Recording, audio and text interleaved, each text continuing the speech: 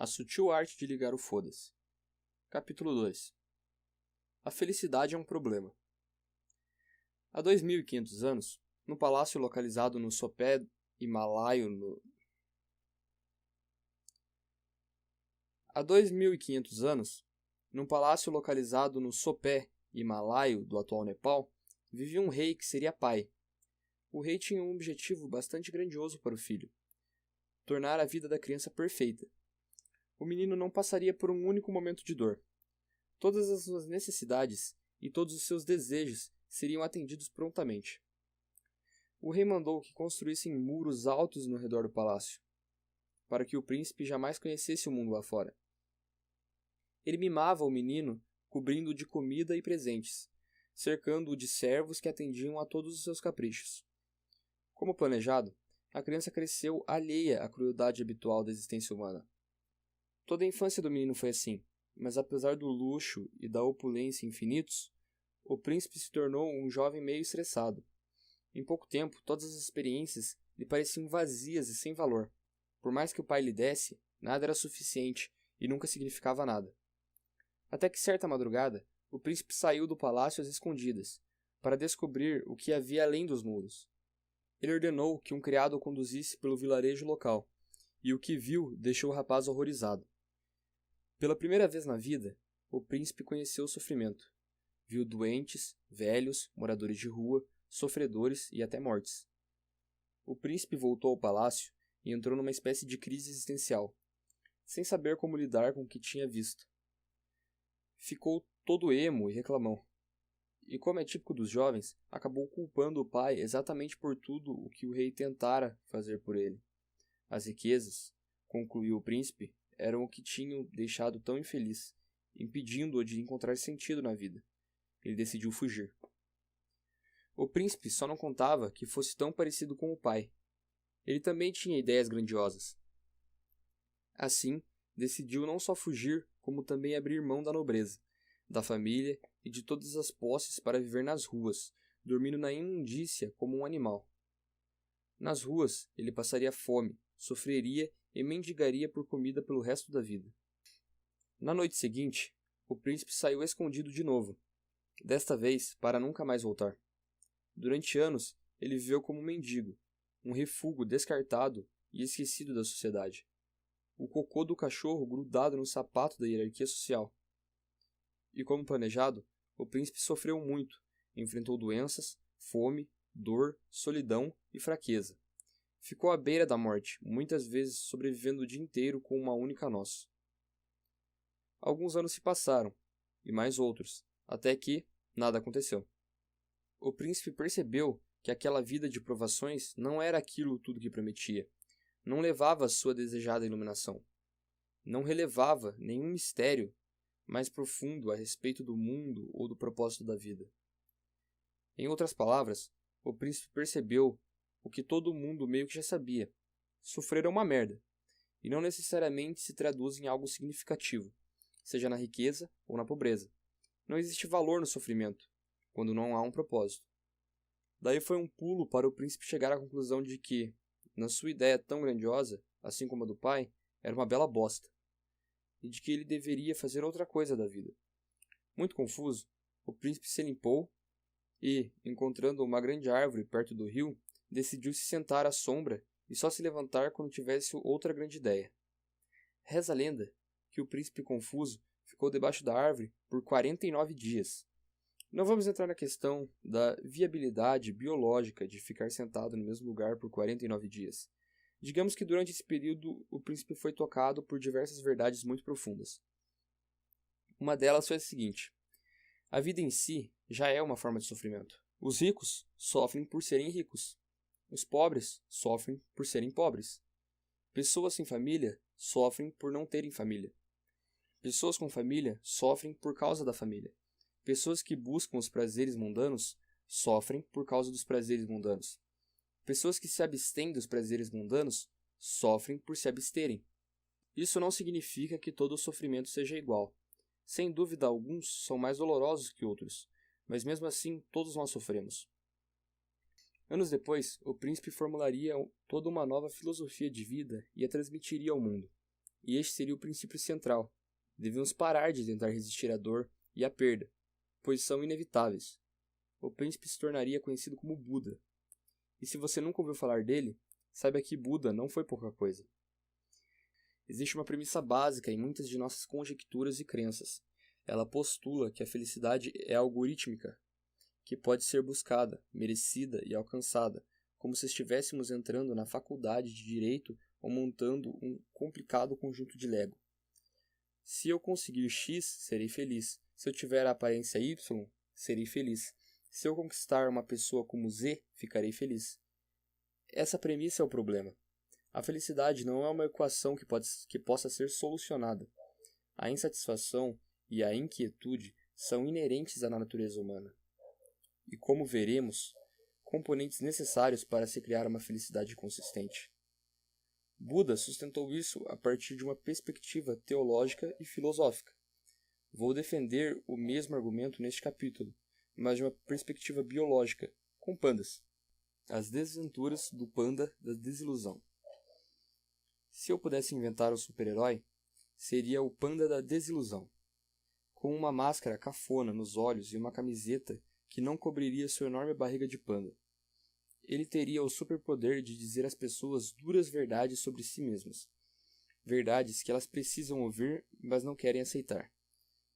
O panda da desilusão iria de porta em porta como um vendedor de bíblias, tocando a campainha e dizendo coisas como: claro, ganhar muito dinheiro faz você se sentir bem, mas não vai conquistar o amor de seus filhos. Ou, se você precisar pensar antes de responder se confia na sua esposa, é porque não confia. Ou, o conceito de amizade não passa de constantes tentativas de impressionar os outros. Em seguida, ele desejaria um bom dia a quem o atendeu e seguiria muito pimpão para a sua casa seguinte. Seria incrível, e doentio, e triste, e inspirador, e necessário. Afinal de contas, as maiores verdades da vida são as mais desagradáveis de se ouvir. O panda da desilusão seria o herói que ninguém deseja, mas de que muitos precisam. Ele seria a salada verbal no fast food da nossa alimentação mental. Tornaria nossa vida melhor, apesar de nos deixar deprimidos por um tempo. Ele nos deixaria mais fortes ao nos destroçar, iluminaria nosso futuro ao nos mostrar a escuridão. Ouvir o que o panda tem a dizer seria como ver um filme em que o protagonista morre no final. Apesar das lágrimas, você adora, porque é verossímil. Então, já que estamos aqui, permita-me colocar minha máscara de panda da desilusão e jogar mais uma verdade desagradável na sua cara. Sofremos pelo simples fato de que sofrer é biologicamente útil. O sofrimento é o agente preferido da natureza para inspirar mudanças. A evolução nos fez viver constantemente com um certo grau de insatisfação e insegurança, porque é a criatura levemente insatisfeita e insegura que faz o máximo para inovar e sobreviver. Somos programados pela natureza para ficar insatisfeitos com tudo o que temos e desejar apenas o que não temos. Essa insatisfação permanente faz nossa espécie seguir lutando e progredindo, construindo e conquistando. Então, não. Nossa dor e tristeza não são uma falha da evolução humana. Pelo contrário, são um recurso essencial dela.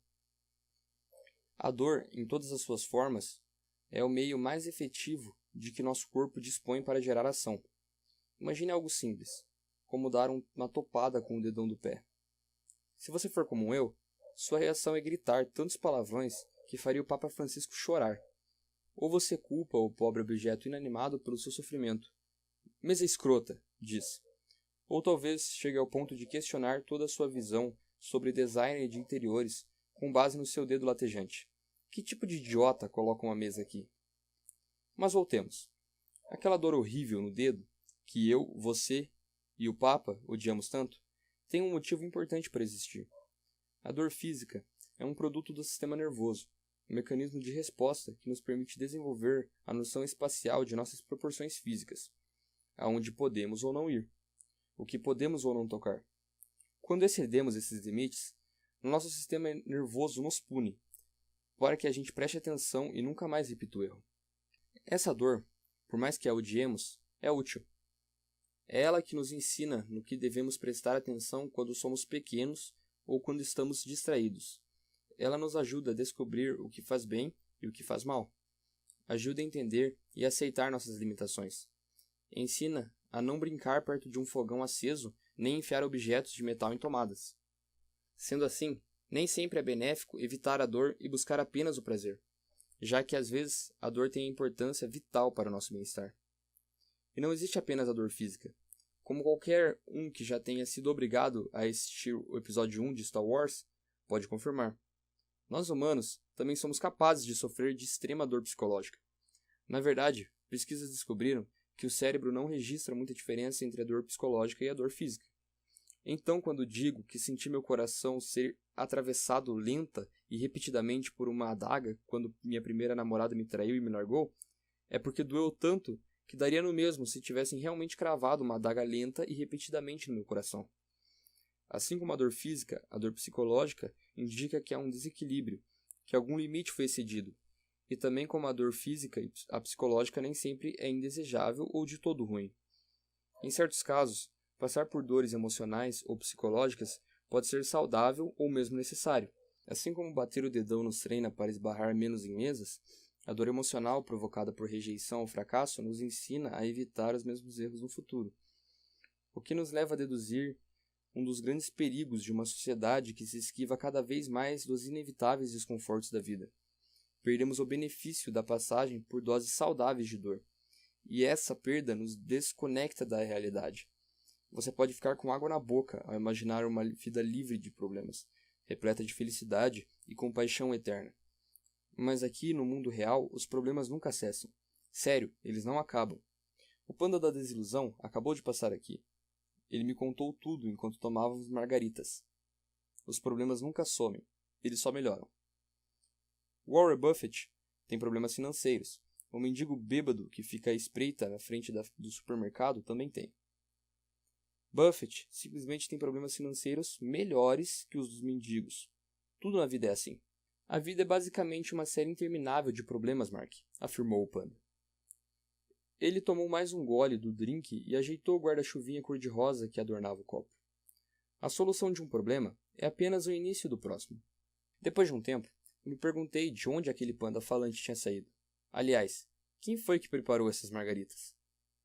Não espere por uma vida sem problemas, continuou o panda. Isso não existe. Em vez disso, torça por uma vida cheia de problemas bons. E dizendo isso, ele pousou o copo, ajeitou o guarda-chuvinha nele e saiu caminhando alegremente rumo ao horizonte. Felicidade é resolver problemas. Problemas são uma constante na vida.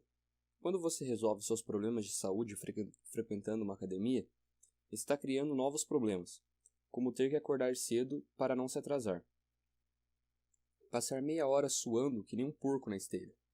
Depois, ter que tomar um banho antes do trabalho para não empestear o escritório inteiro com o seu fedor. Quando você resolve o problema de não passar tempo suficiente com seu parceiro, decidindo que vão sair juntos toda quarta-feira, está gerando novos problemas, como pensar em algo que os dois não odeiem fazer toda quarta-feira, conferir se tem dinheiro para ir a bons restaurantes, redescobrir a química e a chama que sentem ter perdido e desvendar a logística de transar em uma banheira minúscula com espuma demais. Os problemas nunca acabam. Eles apenas são substituídos ou atualizados. A felicidade está em resolver problemas. Repare que a palavra-chave é resolver. Se você evita os problemas ou acha que não tem nenhum, está no caminho da infelicidade. Se acha que não consegue resolver seus problemas, estará no mesmo caminho. O segredo está em resolver os problemas, em não ter problemas. Para ser feliz, é preciso ter algo para se resolver. Assim, a felicidade é uma forma de ação, é uma atividade, não algo que você recebe de forma passiva, que descobre magicamente numa lista do BuzzFeed ou com algum guru. Ela não surge quando você finalmente ganha o suficiente para construir mais um cômodo na sua casa.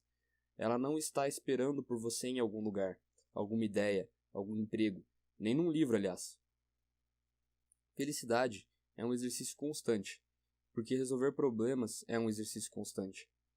As soluções para os problemas de hoje serão a base dos problemas de amanhã, e assim por diante. A verdadeira felicidade só se dá quando você descobre quais problemas gosta de ter e de resolver.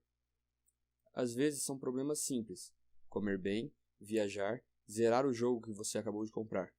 Outras vezes, porém, são problemas abstratos e complexos: manter um bom relacionamento com a sua mãe, encontrar uma carreira em que se sinta confortável, criar um círculo de amigos fiéis. Sejam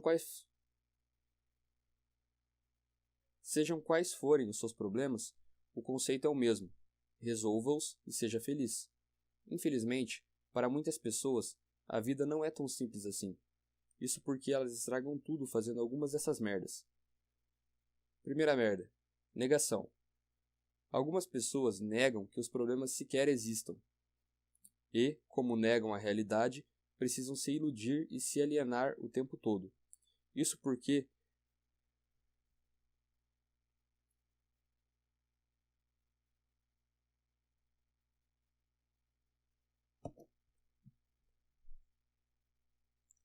isso pode fazê-las se sentir bem a curto prazo, mas leva a uma vida de insegurança, neurose e repressão emocional. Segunda merda: vitimização.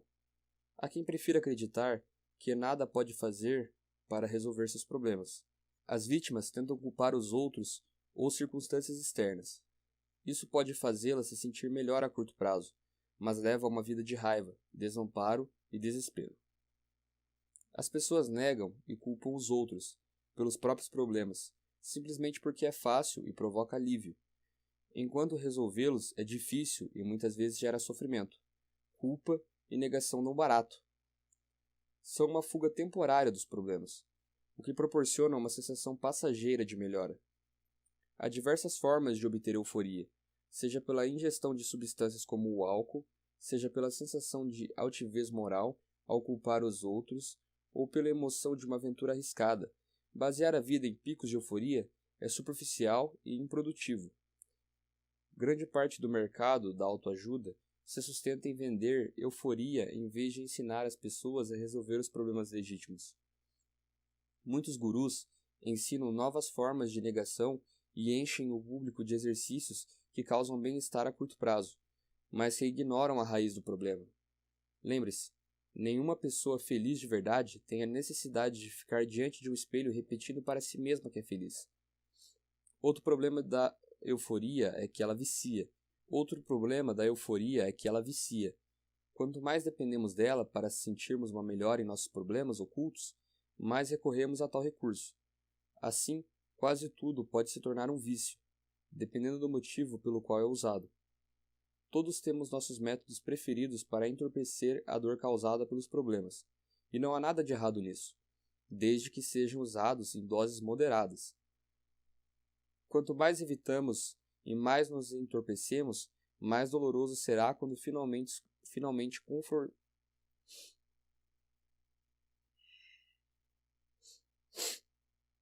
Quanto mais evitamos e mais nos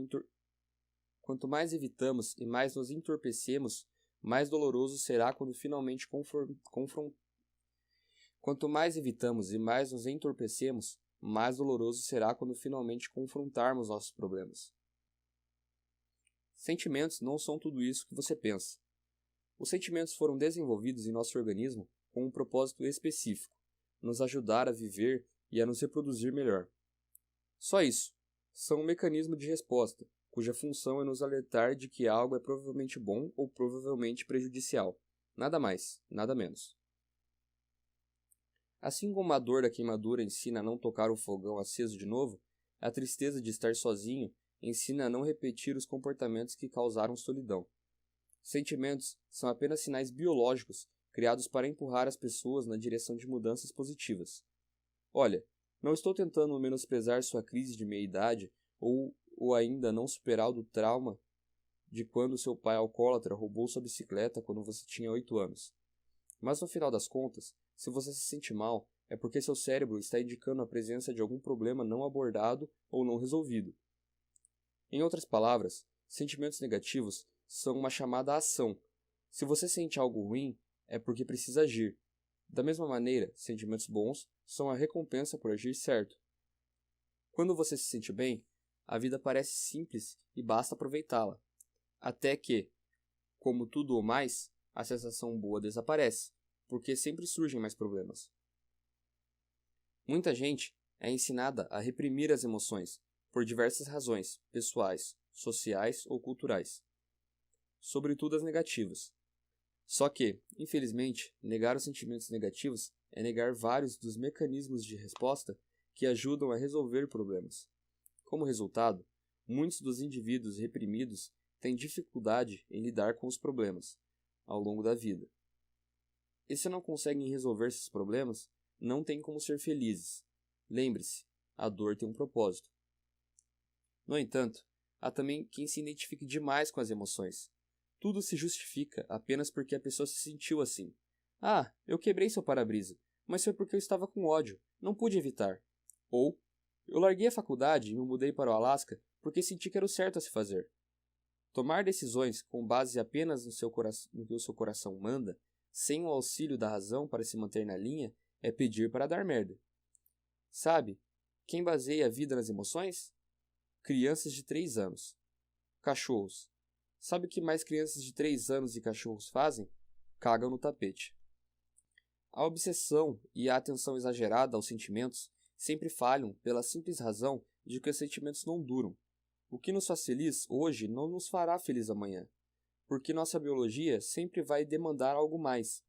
A fixação pela felicidade inevitavelmente nos leva a uma busca incessante por outra coisa, uma casa nova, um relacionamento novo, mais um filho, mais um aumento.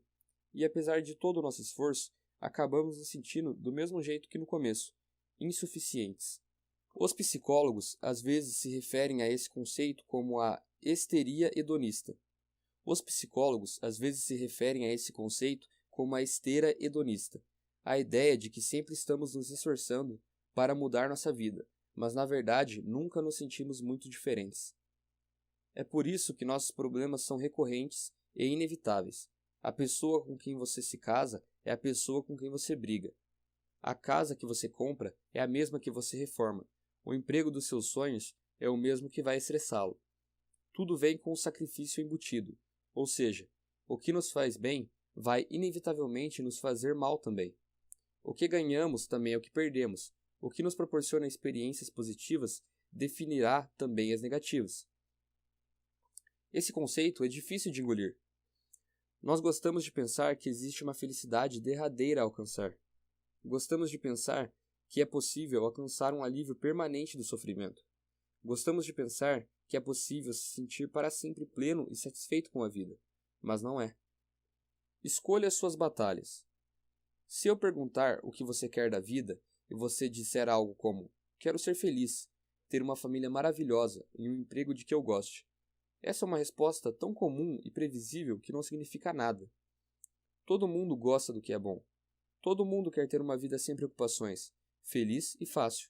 Se apaixonar, ter relacionamentos incríveis, parceiros sexuais fantásticos, ser lindo, ganhar dinheiro, ser popular, respeitado, admirado e tão foda que as multidões se abrirão como mar vermelho quando você passar. Todo mundo quer isso. É fácil querer isso. Uma pergunta mais interessante que a maioria das pessoas nunca considera é: qual dor você quer na vida? Pelo que você está disposto a lutar? Porque isso é muito mais determinante na definição do seu futuro. Por exemplo, muita gente quer ter a melhor sala do escritório e ganhar rios de dinheiro, mas não é qualquer um que está disposto a trabalhar 60 horas por semana, fazer longos trajetos indo e voltando do escritório, preencher uma montanha de papelada odiosa e vencer hierarquias corporativas arbitrárias só para escapar dos opressores cubículos infinitos. Muitas pessoas querem o melhor sexo do mundo, um relacionamento incrível, mas nem todas estão dispostas a enfrentar as DRs, os silêncios constrangedores, a mágoa e o drama psicológico necessários para construir isso. Então se conformam. Elas se conformam e passam os anos se perguntando: poderia ser diferente? Até que a pergunta passa a ser: poderia ser com alguém diferente? E quando os papéis são assinados e o cheque da pensão está preenchido, pensam: por quê? Se não foi porque você tinha padrões e expectativas baixas há 20 anos atrás, então foi por quê? Porque a felicidade exige esforço. Ela se origina dos problemas. A alegria não brota do chão como margaridas, ou surge no céu como um arco-íris. Satisfação e propósitos genuínos, sérios e duradouros devem ser conquistados pela escolha e pela maneira como conduzimos nossas batalhas. Sofra você com ansiedade, solidão, toque ou um chefe imbecil que estraga metade do seu dia, a solução é aceitar e mergulhar ativamente nessa experiência negativa. Não evitá-la, não fugir dela. Muita gente quer ter um corpo maravilhoso, mas ninguém consegue isso sem passar pela dor e pelo cansaço físico de gastar horas e horas dentro de uma academia, ou calcular tudo que come, planejando sua vida em minúsculas porções. Há quem queira abrir um negócio, mas ninguém se torna um empreendedor bem-sucedido se não encontrar um jeito de avaliar o risco, a incerteza, os muitos fracassos, a quantidade insana de horas dedicadas a algo que pode render absolutamente nada. A maioria das pessoas quer encontrar um parceiro, mas ninguém conquista uma pessoa maravilhosa sem saber lidar com a turbulência emocional causada pelas rejeições exaustivas, com a tensão sexual reprimida e com a obsessão em olhar fixamente para um celular que nunca toca. Tudo isso faz parte do jogo do amor. É impossível ganhar sem jogar. O que determina o sucesso não é de que prazer você quer desfrutar. A questão relevante é: qual dor você está disposto a suportar? O caminho da felicidade é cheio de obstáculos e humilhações. Você tem que escolher alguma coisa. Não dá para levar uma vida sem dor. Nem tudo são rosas e unicórnios o tempo todo. A pergunta sobre o prazer costuma ser fácil, e quase todos nós temos uma resposta parecida. Interessante mesmo é a pergunta sobre a dor. Qual dor você prefere tolerar? Essa é uma pergunta difícil, porém relevante. A pergunta que vai levá-lo a algum lugar. É a pergunta que pode mudar perspectivas, vidas. É o que faz de mim quem eu sou. Quem faz de você quem você é. E no final das contas nos une. Durante boa parte da adolescência e início da vida adulta, tive a fantasia de ser músico, mais especificamente um astro do rock. Sempre que ouvia um solo de guitarra sensacional, fechava os olhos e me imaginava no palco, tocando sob os gritos da multidão, enlouquecendo as pessoas com o esplendor do meu dedilhado. Eu me perdia nessa fantasia por horas a fio. Para mim, a questão nunca foi se eu tocaria para multidões histéricas, e sim quando. Eu tinha tudo planejado. Só estava esperando até poder investir a energia e o esforço necessários para chegar lá e deixar a minha marca. Primeiro, tinha que terminar a escola. Depois, ganhar dinheiro para comprar a guitarra. Aí eu precisava encontrar tempo para praticar. Depois, fazer contatos e começar meu primeiro projeto. E depois nada. Apesar de eu ter passado metade da vida fantasiando esse sonho, nunca se tornou realidade. Foi preciso muito tempo e muita luta para que eu finalmente descobrisse por quê. Eu não queria aquilo de verdade. Minha paixão era pelo resultado, eu lá no palco, colocando minha alma na música. As pessoas aplaudindo, eu arrasando, mas não pelo processo. E por causa disso, fracassei. Várias vezes. Sinceramente, nem tentei o suficiente para fracassar. Eu mal tentei. O esforço diário de praticar, a logística de encontrar uma banda a ensaiar, a dificuldade de arranjar shows e fazer as pessoas aparecerem e se interessarem, as cordas arrebentadas, o amplificador estourado, os 20 quilos de equipamento que eu precisaria levar de lá para cá sem carro. O sonho é imenso e a escalada até o topo é interminável. O que levei muito tempo para descobrir é que eu não gostava muito de escalar. Só gostava de me imaginar no cume. Segundo a narrativa cultural dominante, eu decepcionei a mim mesmo. Sou um desistente, um perdedor, não tenho talento. Abri mão do meu sonho e talvez tenha sucumbido à pressão social. Mas a verdade é muito menos interessante que essas explicações. A verdade é que eu achei que queria uma coisa, mas não queria. Fim de papo. Eu queria a recompensa e não as dificuldades. Queria o resultado e não o processo. Eu não era apaixonado pela luta, e sim pela vitória. E a vida não funciona assim. Você é definido pelas batalhas que está disposto a lutar. As pessoas que gostam da batalha, da academia, são aquelas que participam de triatlos, têm barriga de tanquinho e conseguem levantar um carro. As pessoas que gostam das longas horas de trabalho e da política da ascensão na hierarquia corporativa são as que chegam rapidamente ao topo.